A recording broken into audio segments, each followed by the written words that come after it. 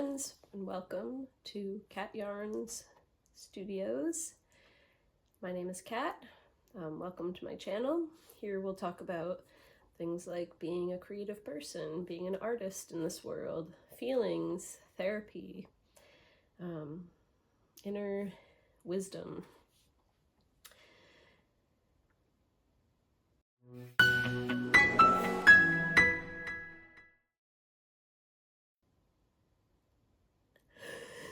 Welcome to the channel.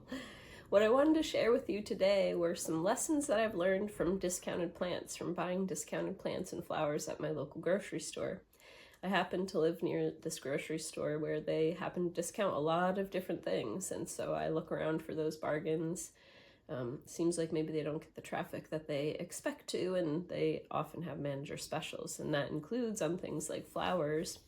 And so I can end up with a beautiful bouquet like this that I got today, roses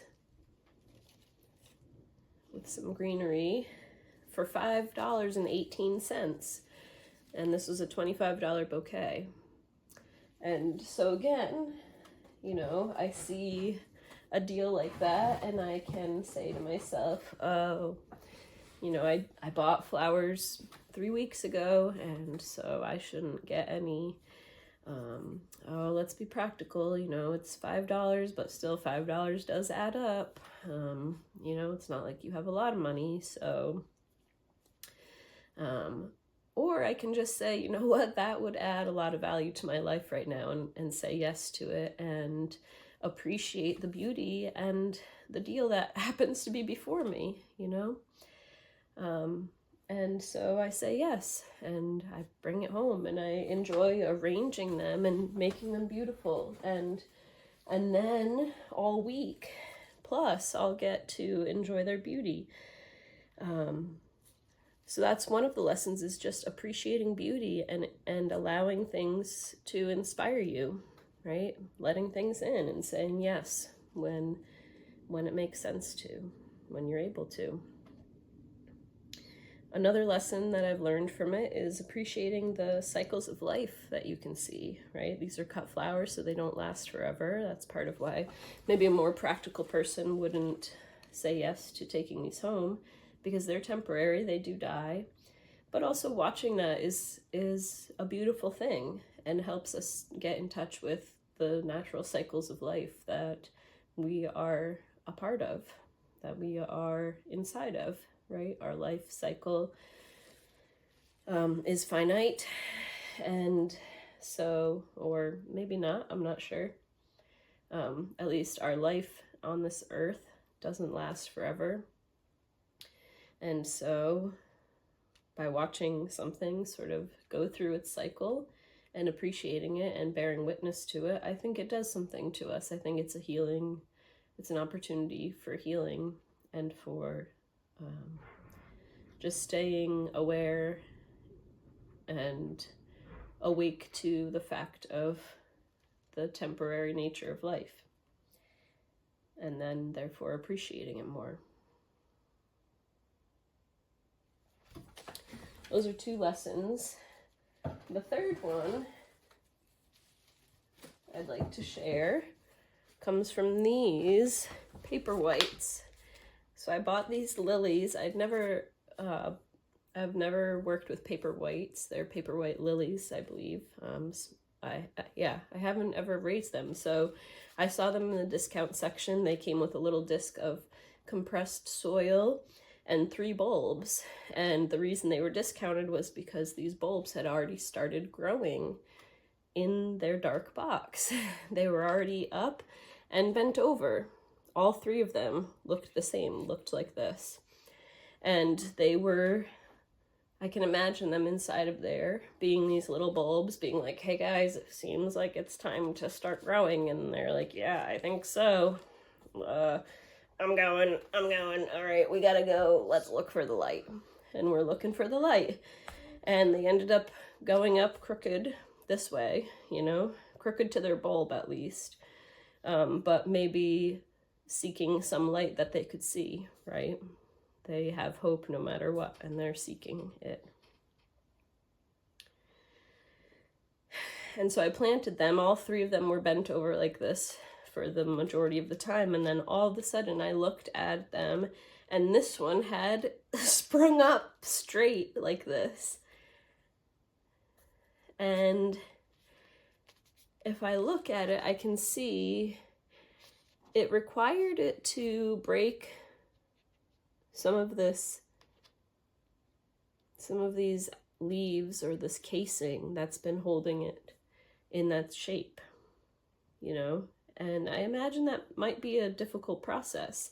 I think you can see this one is sort of starting to bend up towards the light, and maybe eventually it will break this casing and stand up straight and grow, shoot out like this one did. I started to, when I was imagining these guys, I was thinking about these characters and imagining them in that box, sort of starting to go somewhere, right? And the different characters that it could be. And what it relates to is, you know, putting these videos out on YouTube, starting this journey is a big, it's a big vulnerability. I am an introvert by nature. I don't talk a lot unless I feel compelled to. You know, I'm not somebody who just uses my voice all the time. That's part of what I'm doing here, is exercising my voice, because I don't use it very often. And I'm also sort of reflecting on myself and using this as an opportunity to do that. And in doing so, oh, there's a hummingbird right outside right now. I'm creating these videos,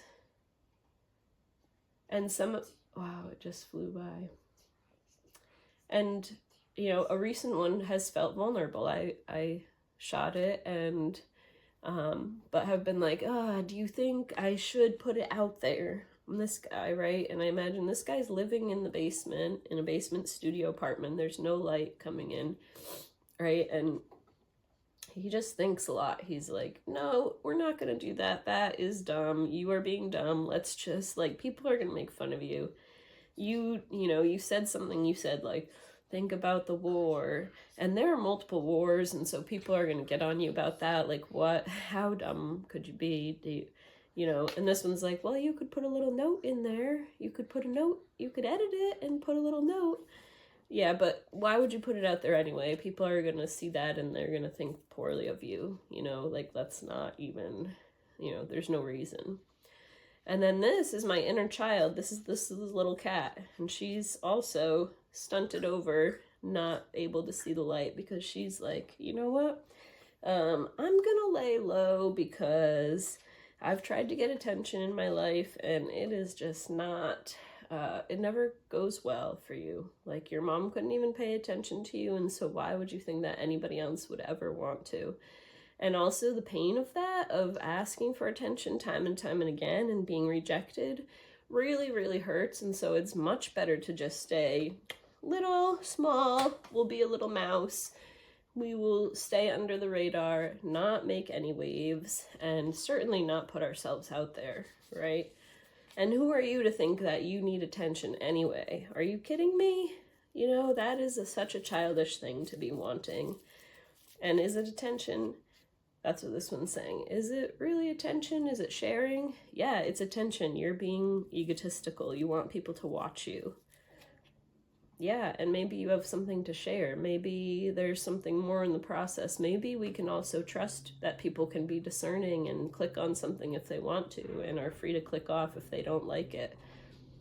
And also, people are free to judge you no matter what. People will judge you all the time. And so why don't we just not judge ourselves and allow things to go out and see what happens? But not stunt our own growth, not stunt our own voice before I even put it out there.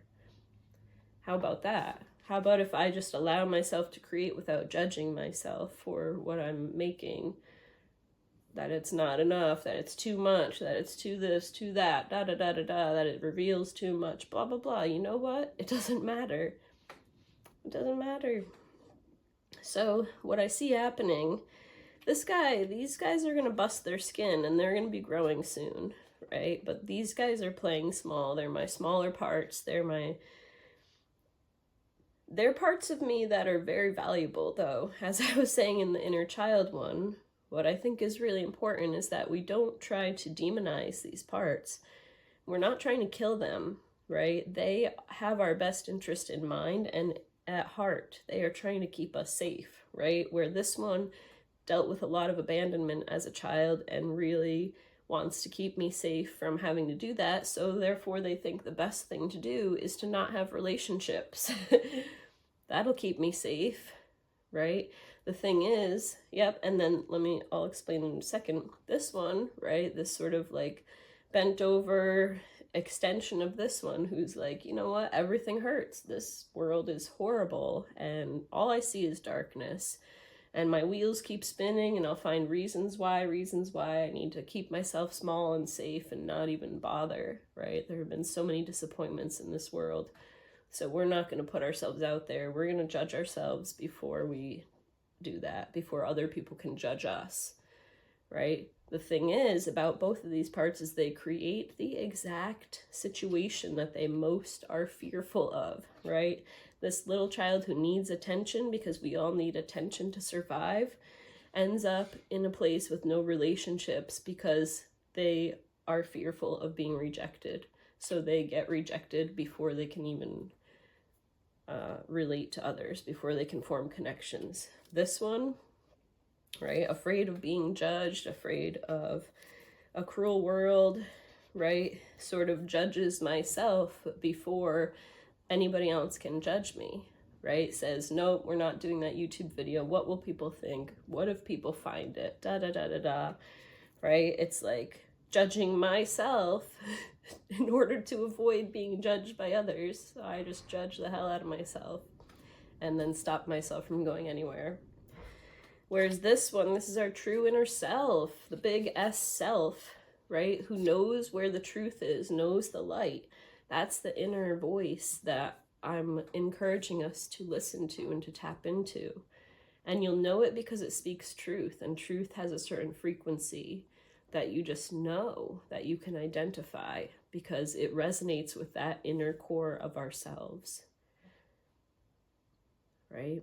So the job is to acknowledge and to accept and to love these guys until they can grow up and into their own expression, free from their old stories, free from the fear that they live in, that they're trying to protect you from, right? From old stories, things that have already happened, old disappointments that are never going to be corrected, right? And certainly should not be perpetuated into the future and into our children.